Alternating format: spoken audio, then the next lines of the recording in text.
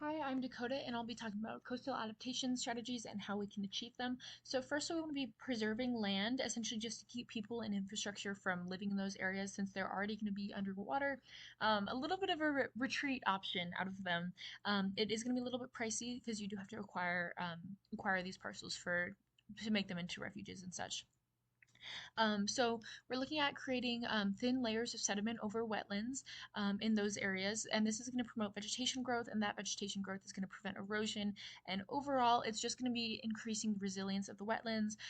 Also, it'll fight water salinization inland, which is just an added benefit for us. So we want to be removing shoreline hardening structures. 16% of the Gulf has already been hardened. It's just terrible for erosion along the coast. It's harmful to habitats, prevents a lot of migration, isn't great for wildlife, and isn't great for our industries either.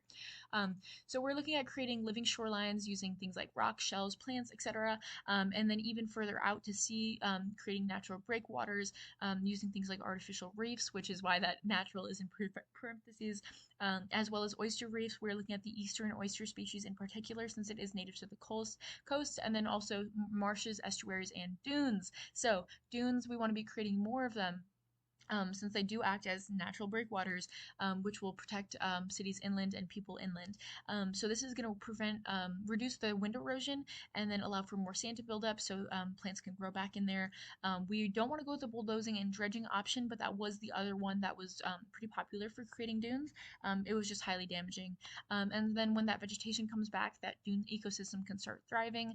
And then to do this, again, we want to be preventing a lot of foot and vehicular traffic, which is part of our refuge aspect. And here are our